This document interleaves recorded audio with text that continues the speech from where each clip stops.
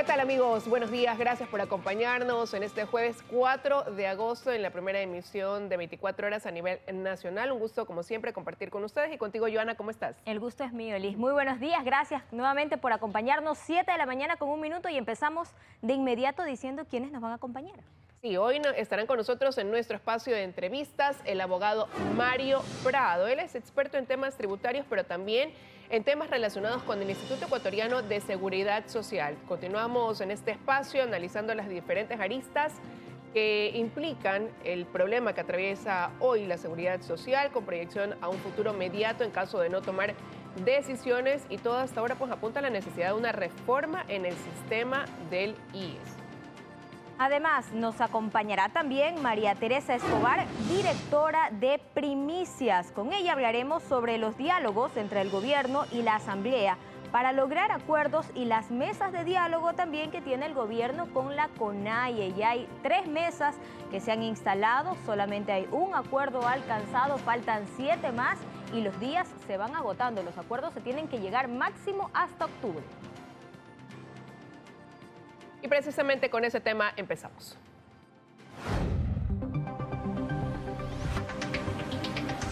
Y los 7 temas que aún no se han abordado en las mesas de diálogo entre el Ejecutivo y el sector indígena se deberán resolver en un plazo máximo de 5 días.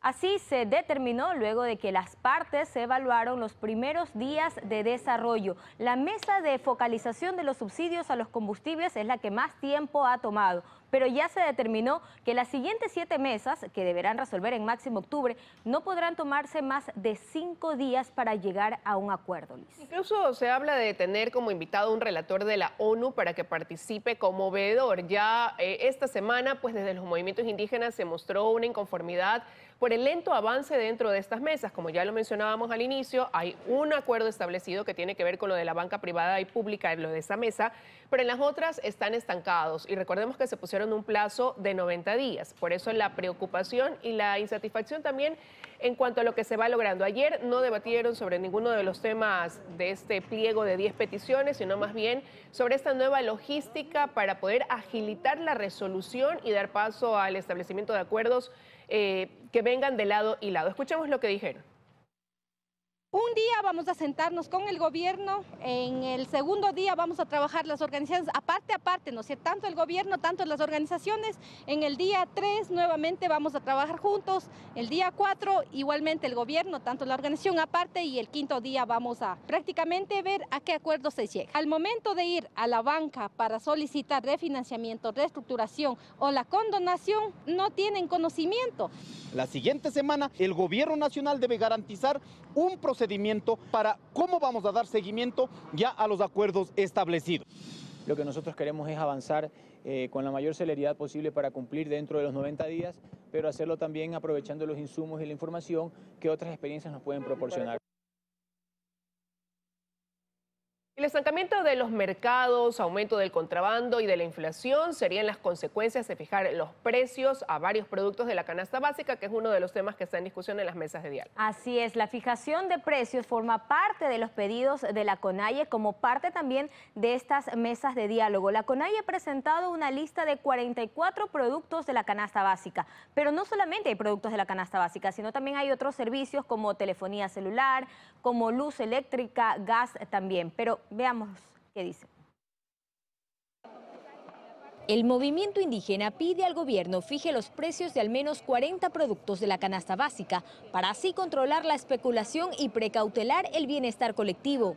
La propuesta la analiza el gobierno en las mesas de diálogo instaladas, pero ya adelantó que el pedido no es sustentable en todos los casos. Pero, ¿por qué no hacerlo si fijar los precios suena bien? La explicación es simple, dice Juan Manuel García, decano de la Facultad de Economía de la UES. Si alguien me impone un precio de venta de legumbres muy alto, buscaré otro productor que me los venda más barato. Y si no puedo conseguirlo localmente, pues importaré. ¿De qué sirve una fijación de precios? Que lo que sí hace, y tengamos cuidado por favor, lo que sí hace es incrementar la inflación. La Cámara de Comercio de Guayaquil también se pronunció y advierte que fijar precios oficiales a productos básicos golpeará la economía y estancará los mercados. Su representante es Miguel Ángel González. Él recuerda que si el costo establecido es mayor al del mercado, habrá sobreproducción.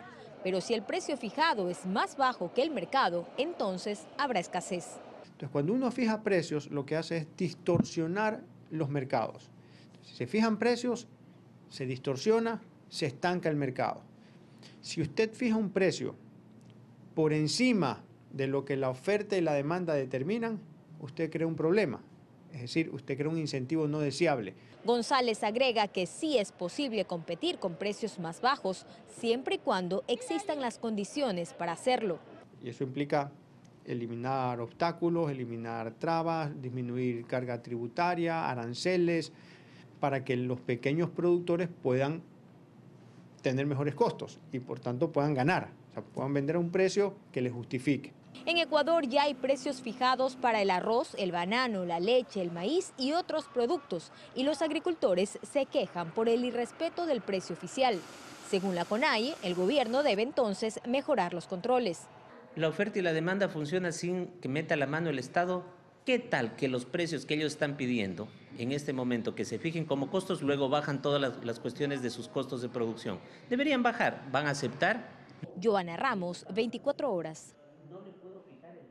7 de la mañana con 7 minutos. Cambiamos de tema y nos vamos a la Asamblea, porque el día de ayer el ministro del Interior, Patricio Carrillo, compareció ante la Comisión de Garantías Constitucionales que investiga las movilizaciones violentas de junio pasado. Ahí Carrillo defendió la labor de la policía ante esta comisión. Hay que recordar que esta comisión está conformada en su mayoría por UNES y por Pachacutic.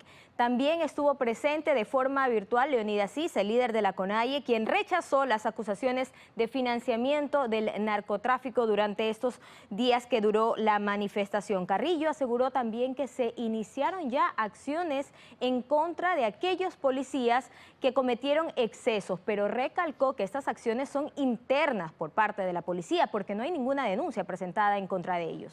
Fueron realmente 4 horas de comparecencia donde se pudo notar el malestar del ministro del Interior, Patricio Carrillo, su incomodidad ante lo que fue una jornada de preguntas, pero también de críticas y cuestionamientos y señalamientos al accionar de la Policía Nacional durante esos 18 días de movilizaciones. En su defensa, Patricio Carrillo dijo una vez más, resaltó que la policía negó que haya bombardeado, que fue un término que utilizó una de las asambleístas de Pachacutic de esa comisión, a los manifestantes. Él lo rechazó y también dijo una vez más, reiteró, que no se usaron armas letales o perdigones por parte de la Policía Nacional durante los días del paro. Escuchemos lo que dijeron. Por aquí se dijo también que yo he ordenado matar. Eso también es graves acusaciones.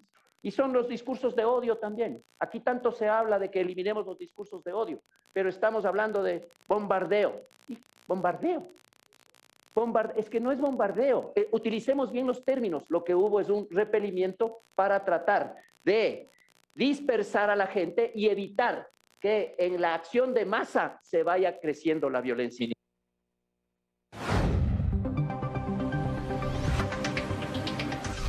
Como ya se ha anunciado, está previsto que la próxima semana, el miércoles, comiencen los diálogos a través de esta comisión entre el gobierno y la Asamblea Nacional para poder dar viabilidad a los proyectos que el gobierno espera remitir al legislativo, pero sin embargo el día de ayer ya se han puesto condicionamientos para que esta comisión comience su trabajo, sobre todo de parte de Pachacutic. Uno de los condicionamientos, decían ellos, es que no se venda el Banco del Pacífico.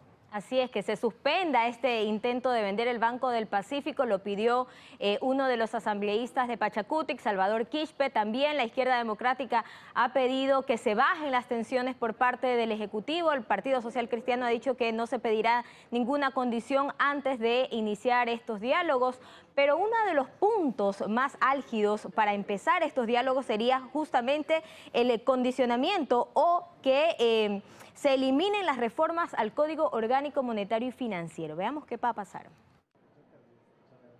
Den una prueba, manden un mensaje ante el pueblo ecuatoriano de parar en serio esas intenciones privatizadoras, firmando un decreto o al menos diciendo públicamente que suspenden el proceso de la venta del Banco del Pacífico. No vamos a ir a Carondelet simplemente para que se tomen una foto con nosotros y que nos manden dando, como siempre, una palmadita en la espalda y ya. ¿A cambio de qué ustedes dan paso a este diálogo? A cambio de que el gobierno baje tensiones. Un presidente no puede decir voy a gobernar sin la asamblea. Entonces, ¿qué hacen sus asambleístas aquí?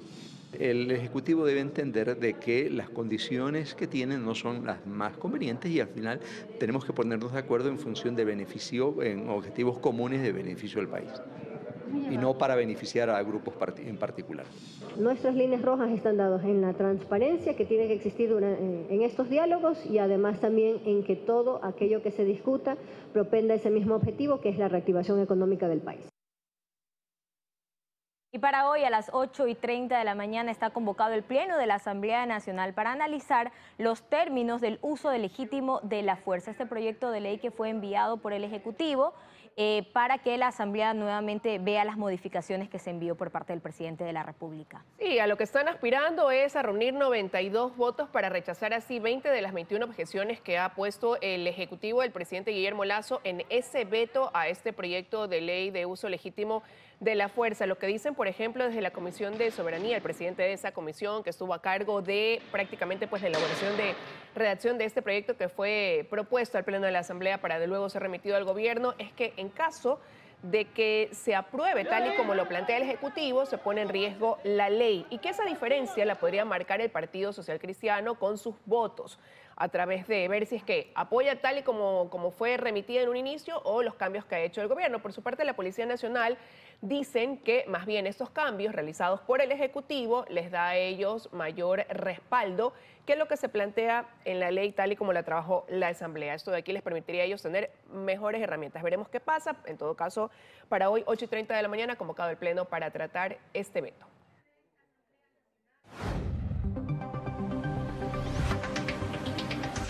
Y la Comisión de Participación Ciudadana de la Asamblea resolvió solicitar al Consejo de la Judicatura el expediente disciplinario contra la jueza Larisa Ibarra, que anuló la designación del superintendente de bancos. Larisa Ibarra tiene al menos 34 quejas en su contra y Raúl González fue superintendente de bancos designado por 10 días. Por 10 días no logró posesionarse, recordemos, nunca se llevó a cabo pues esta posesión en la Asamblea Nacional. Ayer hubo una comparecencia precisamente ahí en la Asamblea, a la que no acudieron tampoco los consejeros del Consejo de la Judicatura, que también estaban convocados. Veamos la siguiente nota. A los vocales del Consejo de la Judicatura, que sé que nos están viendo en este momento, les enviamos... Con la ausencia de los vocales del Consejo de la Judicatura, la Comisión de Participación Ciudadana de la Asamblea analizó la situación del ya ex superintendente de bancos designado y de cómo él cayó en esta situación tras ser elegido por el Consejo de Participación Ciudadana. Lo que no se ha podido en la política, lo quieren orientar que se meta en el sistema de justicia. El presidente de la República, Guillermo Lasso Mendoza, al parecer está mal asesorado de sus actores políticos. Actores políticos que yo sí he recibido amenazas. Es Raúl González quien por 10 días fue superintendente de bancos designado, pero jamás fue posesionado por la Asamblea. Los miembros de la comisión también hablaron de la jueza Larisa Ibarra, quien anuló su designación. Pero no es la primera llamativa resolución de Ibarra. Existen 34 quejas en su contra, 13 inadmitidas, 7 archivadas, 10 en trámite y 2 en apelación. ¿Cómo es posible que el Consejo de la Judicatura no haya tomado medidas con una jueza que ya ha tenido un sinnúmero de denuncias públicas? La jueza, dueña de otras polémicas resoluciones, como la confirmación de Hernán Ulloa como presidente del Consejo de Participación Ciudadana, la libertad de asaltantes detenidos y de involucrados en accidentes de tránsito.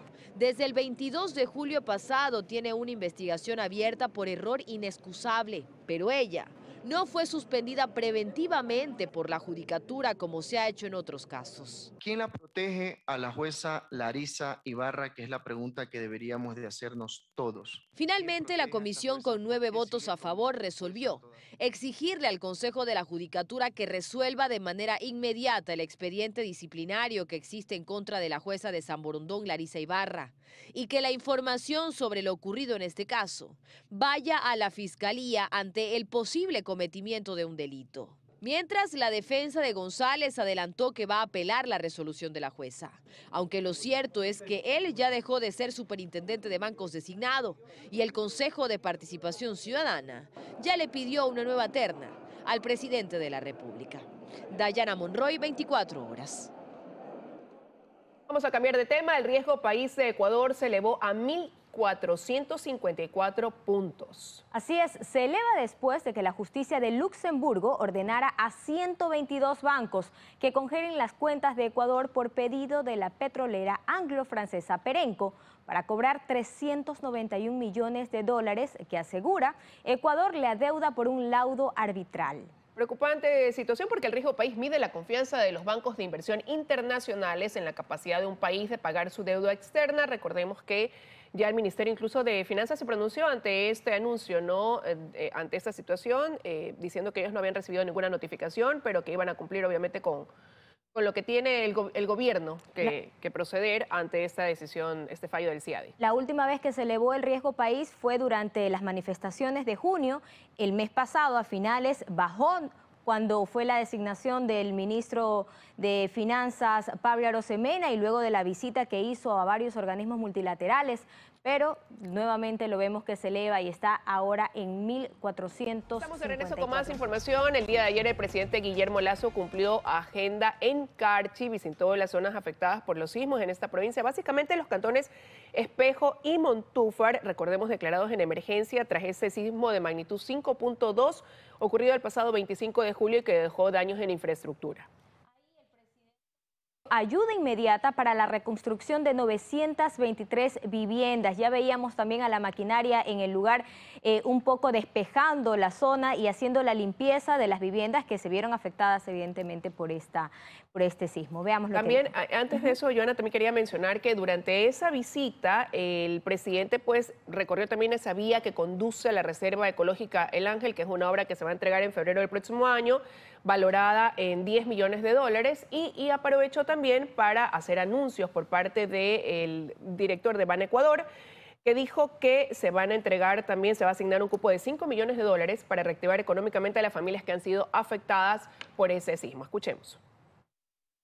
Según la Secretaría Nacional de Riesgos, registra que en la provincia son más de 1.700 personas que han sufrido el duro impacto de los sismos. Estamos coordinando acciones con nuestro país vecino, con Colombia, para que podamos afrontar juntos cualquier riesgo.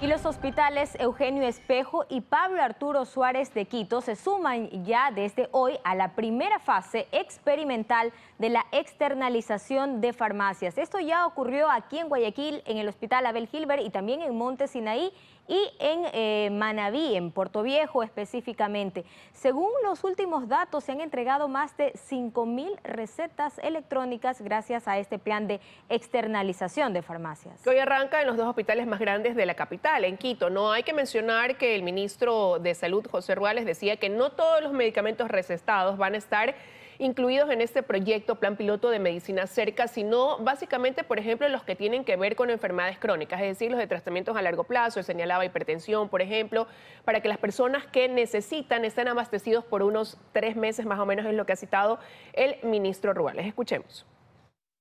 Con la condición de que haya una farmacia de algunas de las 5 o 6 redes que ya tenemos en ese lugar y que haya conectividad de internet. No son todos los medicamentos los que estamos incorporando al inicio, sino los más demandados, que son las de los pacientes crónicos, por ejemplo, hipertensos, diabéticos, con otras enfermedades, que requieren su receta para 1 mes o para 3 meses hasta la siguiente consulta. Ahí es donde estaba la mayor demanda. Por ejemplo, los medicamentos, aunque la mayor parte de oncológicos son de hospitalización, algunos de consulta externa se entregarán allí. Los de VIH, los de tuberculosis, los métodos anticonceptivos, las vitaminas que se compra directamente el ministerio, u otros medicamentos de uso común, como les digo, en algunos centros de salud que no va a poder instalarse el sistema. Hablemos ahora de lo que pasa con la viruela del mono. Recordar que aquí en el país hay 6 casos confirmados, 2 fueron dados de alta, la mayoría de ellos se concentran en Guayaquil, pero hay un estudio como este de aquí, es una enfermedad que va sumando casos positivos en todo el mundo, ya supera los 20.000 con baja tasa de mortalidad. Sí, hay un estudio que ha hecho la revista The British Medical Journal, donde hablan de nuevos síntomas en una enfermedad que no es nueva, que tiene un brote ahora sí, pero que ya pues viene de mucho tiempo atrás. Así es, y es como tú ya lo decías, es una enfermedad nueva que los científicos van descubriendo a medida que va pasando y se van presentando los casos, estos nuevos síntomas. Más de 21.000 casos se han presentado, la mayoría de ellos está en Europa, también ya aquí en América, en Estados Unidos y en Brasil superan los 1.000 casos presentados. En 74 países ya se ha registrado esta enfermedad. Y en este estudio revelan, como decíamos ya, parte de la sintomatología que se conoce, que es fiebre, malestar del cuerpo, las ampollitas que salen también en la piel. Dicen ellos que hay que tener cuidado porque se suman lesiones rectales y la inflamación de las amígdalas. Quiero darle la bienvenida a esta hora, 7:31 de la mañana, en este espacio de entrevistas al abogado Mario Prado, experto en temas de seguridad social. Gracias por estar con nosotros. Buenos días. Buenos días, Liz, le saludo a usted y a su audiencia. Bueno, un gusto que nos acompañe. Hemos venido a lo largo de esta semana tratando, abordando en este espacio la problemática que afronta el Instituto Ecuatoriano de Seguridad Social en 2 temas. Uno, por ejemplo, el fondo de pensiones, que es una bomba de tiempo, que es un problema del que ya se han venido señalando las consecuencias en los próximos años, en el corto plazo. Y otro, lo que tiene que ver con el tema de ese fondo de salud, porque si bien es cierto, ha quedado establecido que aquí el problema es que este sistema que opera en el IES fue concebido para otras condiciones en el país, condición demográfica, años de vida de ese aportante, la situación ha cambiado y eso no. Lo cierto es que ese usuario, por ejemplo, en el tema de salud, no logra entender cómo, cumpliendo mes a mes con su aporte, cumpliendo como jubilado que ya lo hizo durante algún tiempo, no recibe esa atención médica que va a buscar en este hospital, que es su única vía para poder atender sus dolencias. ¿Cómo hacerle entender que lamentablemente, pese a que pagó o sigue dando su aporte, esa atención tiene que esperar porque se escapa de las manos de lo que hoy tiene como sistema en la seguridad social? Mire, yo creo que el tema central que se debe analizar es que cuando hablamos de la seguridad social en el Ecuador, estamos hablando de un agujero negro.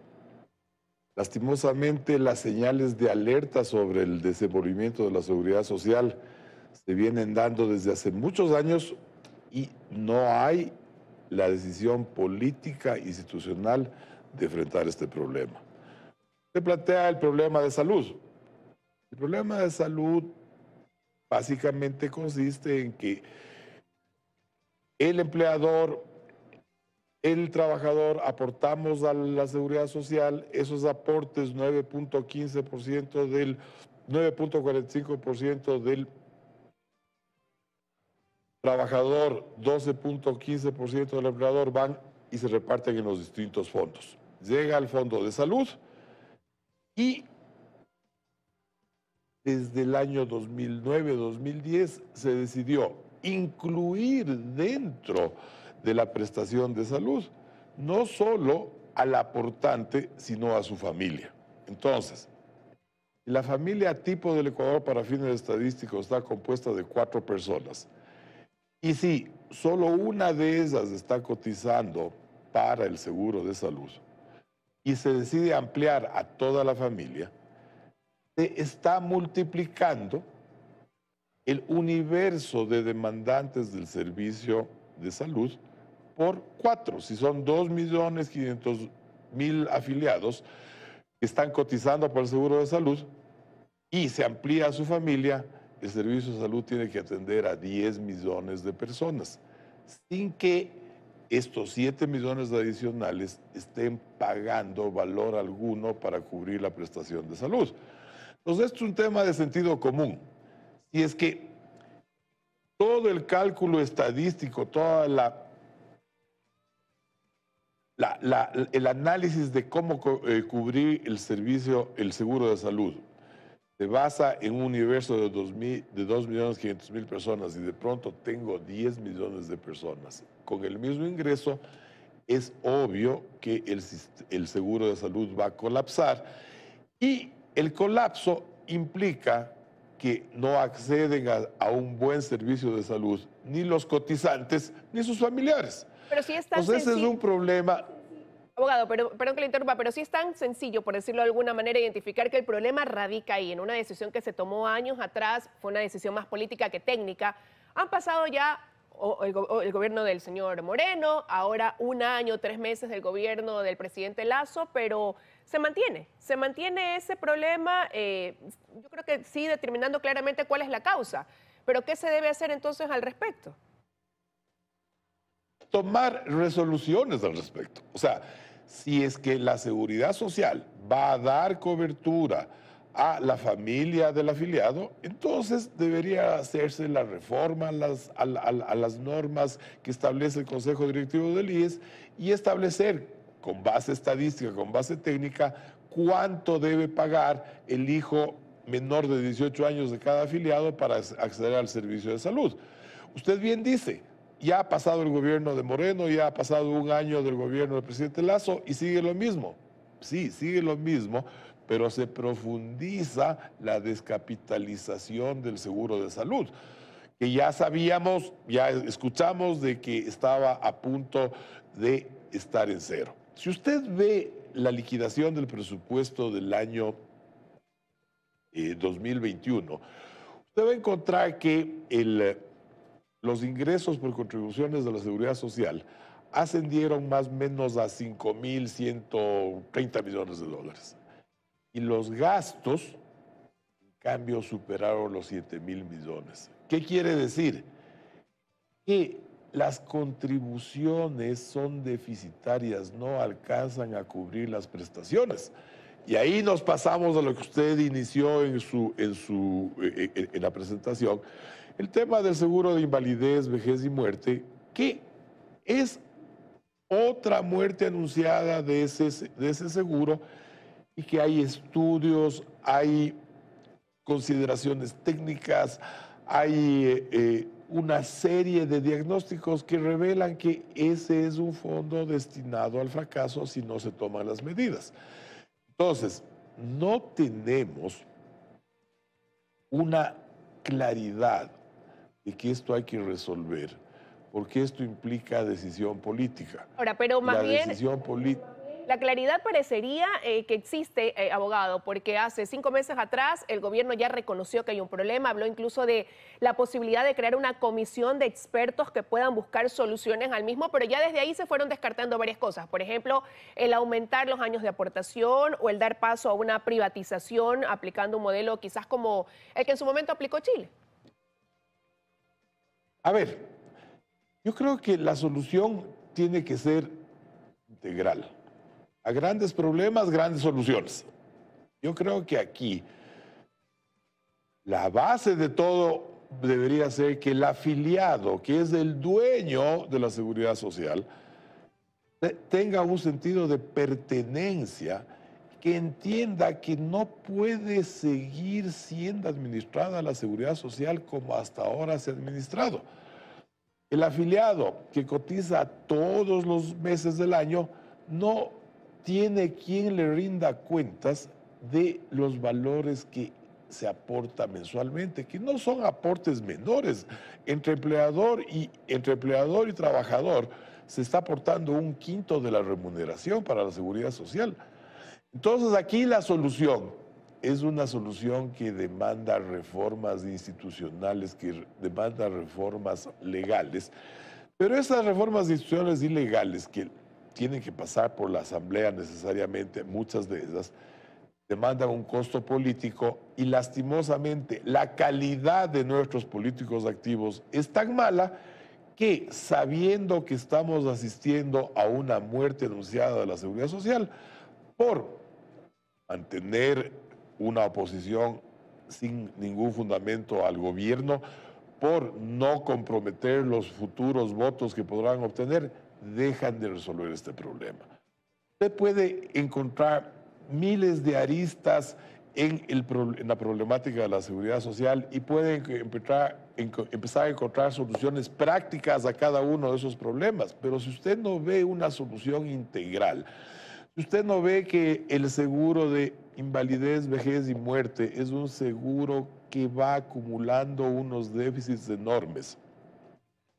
Si no se da cuenta que lastimosamente de la población económicamente activa, solo menos de una tercera parte está aportando a la seguridad social y más de las 2/3 partes está fuera del sistema de seguridad social. Si no tiene esa claridad, si no se da cuenta que es necesario incrementar la base de cotizantes de la seguridad social para que se potencie financieramente la seguridad social, y que incrementar el número de afiliados implica hacer una reforma laboral que viabilice la contratación masiva de personal. Pero hemos visto que cualquier esfuerzo por poner los contratos de trabajo a tono con los momentos que vivimos implica una negativa cerrada de la Asamblea Nacional que se niega a reconocer esta triste realidad de que menos de la tercera parte tiene empleo formal y las 2/3 partes no tienen empleo formal. Todavía se ve lejano el envío de una reforma laboral porque el gobierno ni siquiera da ya ahora una fecha, habla de seguir socializando ese proyecto y eso pasa porque sabe que en la Asamblea tampoco no va a tener el respaldo que quizás busca, ¿no? Pero lo cierto, abogado, es que cada vez que hay un cambio dentro del Seguro Social, llegan ya con un problema identificado, pero no se logra entender si es falta de, desconocimiento real de la situación, el que impera el manejo político y no técnico, pero a la hora de la hora se resulta imposible viabilizar ese cambio. ¿Qué es lo que pasa internamente que no se lo logra atender? Y, por ejemplo, si volvemos a lo de salud, no toman decisiones de reforma, pero sí tomaron la decisión de apoyarse en prestadores externos, a los que les deben también y tienen una deuda que ya no quieren recibir a los pacientes por eso, y vieron en eso una solución, que sean las clínicas privadas los que atiendan a esos pacientes que ellos no pueden. Pero al mismo tiempo se habla también de una cantidad de funcionarios, de una nómina bastante amplia, y a la hora de la hora no se abastecen para atender la demanda de usuarios. ¿Cómo se comprenden esas incongruencias? Yo creo que, a ver, uno de los grandes problemas es la falta de transparencia en información. Usted entra a la página web del Instituto de Seguridad Social y va a encontrar datos incompletos y datos desactualizados. Usted quiere saber cuántos funcionarios tiene la Seguridad Social y cómo se descomponen esos funcionarios y no tiene una información única y certera. Se habla de que tiene 34,000 funcionarios la Seguridad Social, no se sabe cuántos son médicos, cuántos son enfermeras, no se sabe cuál es el costo. ¿Por qué? Porque lastimosamente la seguridad social en el Ecuador se tradujo en un botín político, en donde los gobiernos de turno cumplen con sus militantes dándoles empleo en la seguridad social. Y como la seguridad social es una institución líquida porque todos los meses recibe más o menos $400 millones mensuales, sigue incrementándose la burocracia. No se olvide que hasta un partido político se hizo desde la dirección de la seguridad social del partido Avanza. Entonces, yo creo que si esto debemos resolver, porque no es que podemos postergar la resolución de esto, debe tomarse el toro por los cuernos, a grandes males, grandes soluciones. Sé que es bastante ilusorio, bastante ingenuo pedir un acuerdo entre la Asamblea y el gobierno para tomar una resolución sobre este tema, pero ¿qué va a pasar el día en que esto explote? ¿Qué va a pasar el día en que ya no exista dinero para pagar a los jubilados? Que el dinero sea más insuficiente todavía para la prestación del seguro de salud. Entonces esto es, como decía un manavita muy destacado, el doctor René de la Torre, que fue presidente de la Corte Constitucional, él decía, mucho gregré para decir Gregorio. Aquí estamos llenos de estudios, de análisis, de diagnósticos. Todo el mundo dice la seguridad social va a quebrar, la seguridad social está quebrada y nadie decide tomar una decisión radical, porque la decisión radical implicará poner en orden las cuentas de la seguridad social. Pero el camino pudiera ser, El camino pudiera ser, abogado, poner nuevamente sobre la mesa la discusión de la conformación de esta comisión de expertos, gente de no solo con conocimiento, sino de buena fe externa a quizás todo manejo político que pueda desde algún lado marcar el inicio o quizás también incluirlo dentro de esa agenda que plantean llevar a cabo gobierno ejecutivo desde la próxima semana cuando se cree una comisión para tratar los temas de relevancia en el país, han dicho. Mire, Elisa, resolver el problema del seguro de salud implica o excluir a los hijos menores de 18 años y al cónyuge del afiliado del seguro de salud o exigirles que coticen. Eso es lo que el sentido común pide. Pero políticamente eso no es una solución que sea popular. Entonces, desde la óptica de los señores asambleístas, ellos no van a estar dispuestos a tomar una decisión que afecte su popularidad, entre comillas. Bien, arreglar el problema del seguro de invalidez, vejez y muerte implica tomar decisiones que pueden ir desde la ampliación del plazo para acceder a la jubilación, el incremento del aporte, y eso tampoco da votos. Pero no dan votos ahora, pero están generando ya el entierro de la seguridad social. Entonces, lo que deberíamos reclamar los afiliados es que prime el sentido común. Yo no creo que este rato sea prudente hablar de la privatización, porque esto es mal entendido, pero sí creo que debería plantearse la contratación de una administración técnica y profesional de la seguridad social que tenga la atribución para asumir la responsabilidad de poner en orden el sistema de seguridad social, de que los ecuatorianos sepamos a dónde va la seguridad social, que la seguridad social no esté cubriendo solo a algo así como la tercera parte de la población económicamente activa y que queden al descubierto las 2/3 partes de la población económicamente activa. O sea, este debería ser, como usted bien indica, debería ser un tema impostergable de una agenda nacional de consenso que vaya a resolver este problema, que es un problema que cada día se agrava más. Y se palpa quizás más en el día a día en lo que tiene que ver con el Fondo de Salud, porque es esa ausencia de todo, ¿no? Cada vez que el afiliado va al hospital, que recibe una cita 3 meses después, que no encuentra la medicina. Y claro, se toman medidas paliativas como la externalización de las farmacias también o la declaratoria de una emergencia, pero duran 2-3 meses y de ahí es cíclico el problema. Pero también está esa bombita de tiempo que es lo del fondo de pensiones, que antes un estudio del Banco Mundial decía en 5 o 7 años, ya han pasado 3 de esos. Y de ahí, ¿qué puede pasar de aquí a 2 años? Que aquella persona que está aportando no tenga una jubilación. Se han dado otras soluciones en el camino. Se decía, por ejemplo, en el tema de salud, de establecer un mecanismo de copago, a lo mejor en estos servicios de salud. Se hablaba de en la jubilación considerar el salario, por ejemplo, de los 10 mejores años de trabajo para que ese sea el monto en el que se evalúe esa jubilación que recibe el empleado. Pero en todo caso, esto parte por voluntad política. Desde ahí hay que arrancar para poder encontrar la viabilidad de los problemas del seguro social. Sí, yo creo que, mire, hablar de la seguridad social es hablar de un agujero negro.